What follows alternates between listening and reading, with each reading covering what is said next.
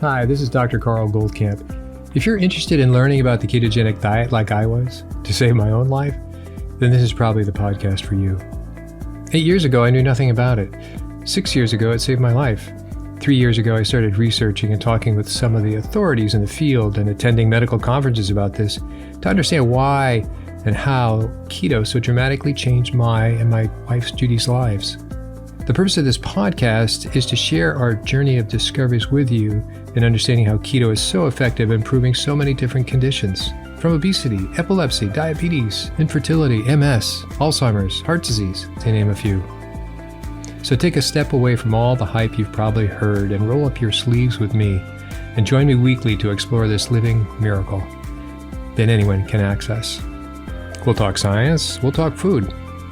We'll explore its history and evolution to today, which is that the sheer wonder of the ketogenic way of eating has changed untold number of lives, unlike anything before it.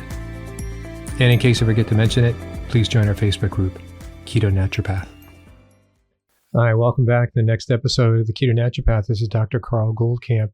I wanted to amend that introduction just for a second because I've been doing this podcast for now about 4 years, and a time to change out that introduction, don't you think? And that was referring to the 3 years previous to that. So we've really been in the keto world for a good 7-8 years for ourselves personally, which pre-existed all the conferences and so on and so forth and all the craziness about keto today. What do I mean? That means under 20 carbs per day on a regular basis. We can say that pretty much 99% of the year. There's a few days we probably have some, but it's really a non-event. It's not a big deal. It's not like, oh, finally we get to have a lot of carbs, let's go for it. It's just not an interest to us. So, and if those carbs were going to be something special, it'd probably be something that Judi made, and or periodically have a salad. Haven't had a salad for a while, but I'm saying that because I know we do have some, though I can't think of the last one we had. And I certainly miss growing things in the garden to an extent. But it's been a long time. And so when you have all that experience, both personally and now other people have, we have this sort of ongoing Facebook group called Keto Naturopath, and there's a couple thousand people in there, and there's usually a regular conversation. And then we have a special paid-for course of a month for $50 on protein-sparing modified fast, which is really a subcategory of the ketogenic diet, and people get great responses. Clearly, the overwhelming majority of people wanting to do this is about weight loss. There are people from their 40s to their 70s, for the most part. They go, I now have to lose this weight, and usually they will start with keto, and then they will migrate over to protein-sparing modified fast, and maybe in the interim they'll do what they think is carnivore, though they're not quite sure what carnivore is. So that's the context about which I'm about to expand on for today, which is how can you really get a maximum benefit for the ketogenic diet without just being so painfully anal and exact about your macros. When people talk about the ketogenic diet, by definition, it's all about macros. It's not about nutrition. It's about macros. It's about 20 grams or less carbohydrates, your ideally 1.6 grams per kilo of ideal body weight for protein, and the rest is fat. That's kind of the formula, and it's been around since the 1920s. Okay, then. So given that context, right? That context, that definition, we're not like saying, well, maybe this and maybe that. No, we're doing that. And that's the life we live in, and we don't have any complaints about that. That way you could, I think, and I can only be one person, so I can't compare myself to somebody else, is by including things that we know are generally deficient in the population at large. And those are things that are of the three main methylators. If anybody's watched any of my videos, I've talked about methylation, and that would be folate, not folic acid, and that would be B12, and you can go methyl B12 or you can go methylfolate, they're fine. But the third part which previously I hadn't talked much about, is choline. That doesn't have to be methylated. It's just choline that comes through food. So where does it come through food? Where does it come through food? It comes from, brace yourself, egg yolks and liver, right? And you heard me talk about that. So why would you consider using that as your protein and fat source, right? These are obviously really good protein and fat sources. And you can have your fish and all these other things, which are all good choices. In fact, have your salmon, wonderful. Even have some cod liver oil, wonderful, should you want to do that. Or better yet, get some Icelandic cod liver. They come in the cans and they just taste great. And you're getting your A and your D and your essential fatty acids, your omega-3s. Okay. But, the egg yolks, and it'd be great if you get pastured eggs, but we're just talking about go to the grocery store and get these.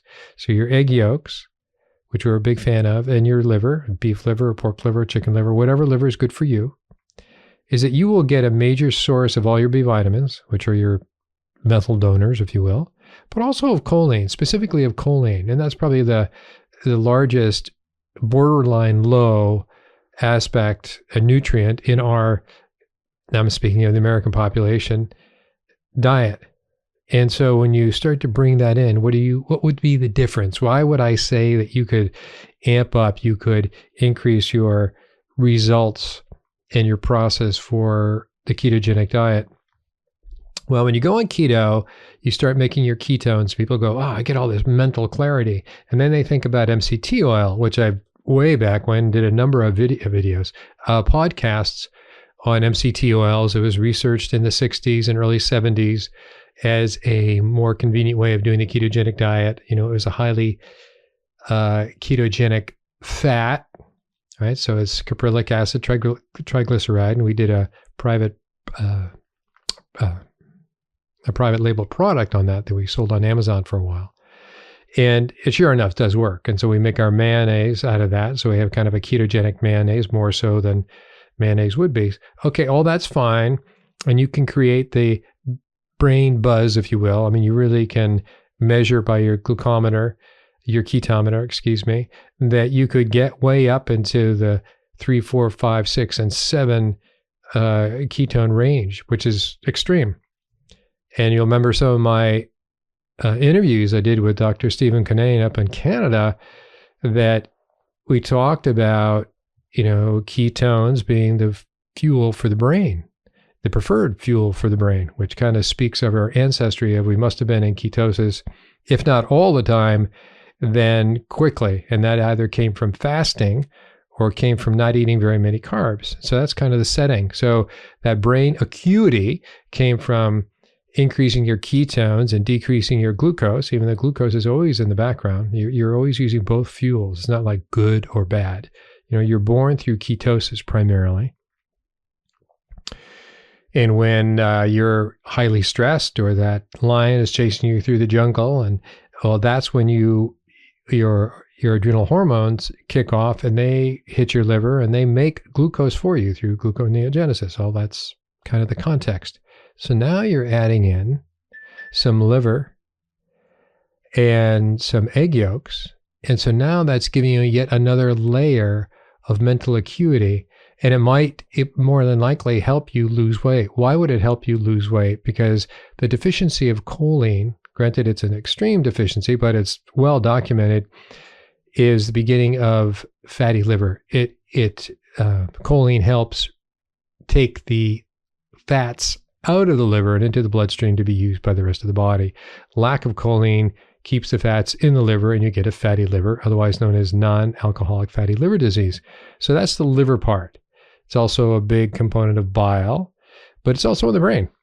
It's phosphatidylcholine, it's acetylcholine, and all these things I've talked about before. So now, if you think about upping your daily intake of egg yolks and liver, in the very least to make sure you're getting the choline that you're having, and you learn how to do this. I love the egg yolk waffles with a spread of the liver pate that we make, and maybe I'll make it fancier and do something like a jalapeno little jelly that we make on top of it that has no sugar in it. And that's delicious. But most of the time I just spread it on, roll it up and have it. And it's like, I love it. And I just know it's brain food. It really is brain food. So it has all my methyl donors. It has, those are the highest sources of choline, which is egg yolk and liver. And livers are all kind of pretty good. They're all neck and neck. So there's not one that's, depending on your sources, some say it's beef, some say it's chicken, some say it's pork. They're all about the same. So now you're doing this, you're not only staying in ketosis because those are protein sources and fat. I don't know if there's really any carbs in liver. There's no carbs in the egg yolks. And so now you have the mental acuity that you got from transitioning into ketosis, right? Probably takes a couple of days. You learn how to make the ketones, your body, I'm speaking, not you intellectually. Learn how to make the ketones. They rise, they spill out of the urine. So that's where you get the purple litmus paper test. But eventually you stop spilling. So it's not in your urine anymore, and you start keeping them. And so a month out, when you start realizing, I feel like I can last the whole day with mental working at the desk, whatever it is you do during the day, that now adding in that component of choline really amps it up. I swear, you got to do this. You absolutely got to do this. If you've been motivated enough to go keto in the way I've already described, then you really ought to figure out how to bring this in. I mean, bring in the liver and bring in the egg yolks. And so people go, oh, how many egg yolks? So on and so forth. I have the equivalent of, they're in waffle and crepes form, because that's what we use them for. I have it's about 2 egg yolks per waffle. I have at least 2 waffles a day. So there's that. And then I have at least 3 ounces of pate. So I probably have 800 milligrams, maybe, if I'm lucky, up to 1,000 milligrams, 1 gram of choline a day. Choline doesn't get to be too much until you're over 8 grams a day. So that's like 1/10 of what is considered high. It's a little bit above the minimum requirement that they've now sort of mapped out. But I'm asking you to do this because not only are you making a far healthier diet, whether we're looking at methylation or whether we're looking at ketosis, and you've now dropped inflammation because you're now in ketosis. So that's what ketones do. They're anti-inflammatory. You've now created a better methylation pattern. So that really can speak to what they call epigenetic reverse aging. And you now have increased your acetylcholine, that's mental acuity. You now have, probably if you're working out, you're going to find it's a little easier to build muscle because you need an appropriate amount of acetylcholine to contract. So when you have now abundance of choline that goes into making acetylcholine, of course, goes into lecithin and it goes into all the derivatives thereof, then now you are feeling really pretty good. So this is not hypothetical. This is actually right on. So I'm sort of encouraging you to be a little more thoughtful in your getting involved with a ketogenic diet as a lifestyle. Some people, and this is a part that I totally disagree with, and they go, oh, I do, what do they call it? Cyclic ketogenic diet, in which they do keto for 4 days of the week, and then they do 3 with higher carbs. It's like, I think that's complete nonsense. I know Mercola advocates that because he always tries to do something different. There's no research on it. There's nothing that supports that whatsoever in any particular data or study. It's from the back of his mind and in his book to create a following. He does say some good things, and then he goes off and he tries to mislead people, if you ask me. And I don't mind that he sells supplements. I mind that he has to bend the truth to sell supplements often. So there you go. I would say stay on keto and you're going to nip and tuck, and that will work for you. That absolutely will work for you. And you'll be surprised. And so by just orienting yourself to what it takes, the macros, got your macros down to be in keto, and now you start saying, I can have some keto food, which is the egg yolk. That's always been a keto food. So is the egg protein. You don't have to throw the protein around. You can call it just eggs. If you want to have 3 or 4 or 5 eggs a day, have 3 or 4 or 5 eggs a day. And then throw in the liver pate, or however you want to make the liver. You can make liverwurst, which is great, or brockwurst, which is wonderful as well. So I hope you hear that I'm trying to encourage you to have a foundation of your ketogenic diet based on whole foods. Don't be so clever to try to amp up your ketones by just taking C8. C8 is certainly going to make you have ketones. Unequivocally. I mean, there's so much research out there over the last, 60 years now? And I have my own data, and other people have their own data to support that as well. But try to bring in some nutrition, so we don't just live on ketones alone. You do have to have your B vitamins. So those are water soluble. You need your methylators, your methyl donors. You need your fat soluble, your vitamin Ds, and so on and so forth. So this is a way of including your nutrition into the package of the ketogenic diet and making it a really powerful experience for you to transition into.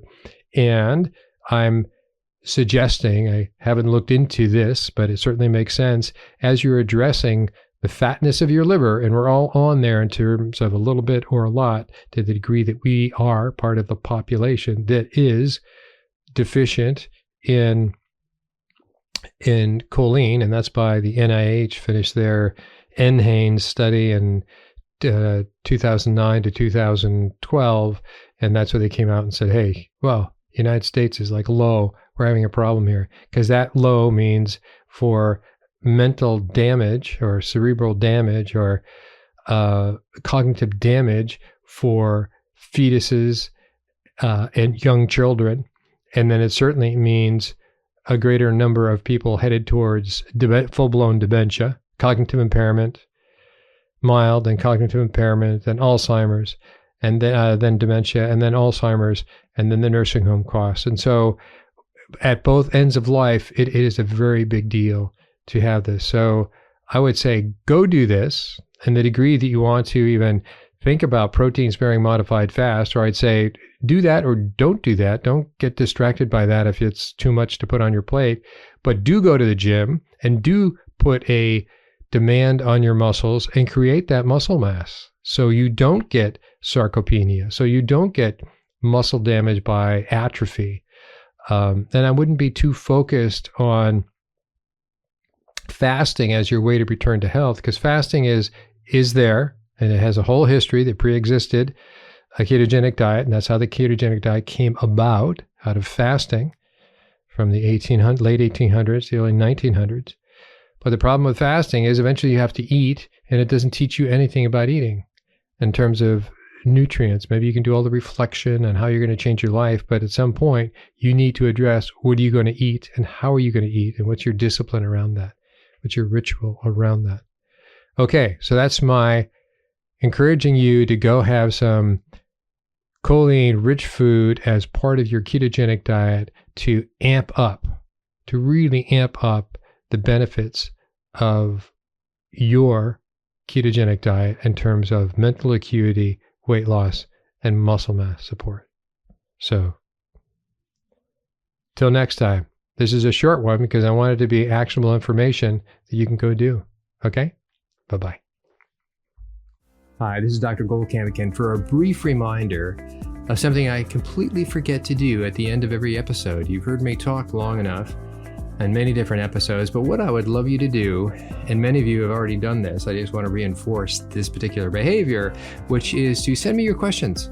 Send me your questions on anything you have about keto. If there's something that I don't know, I will look it up. And if it's something that intrigues me, I will probably make an episode, a podcast about that particular topic. So what you need to do is to send me your questions at drgoldkamp@ketonaturopath.com. So that's DRGOLDKAMP at KETONATUROPATH.com.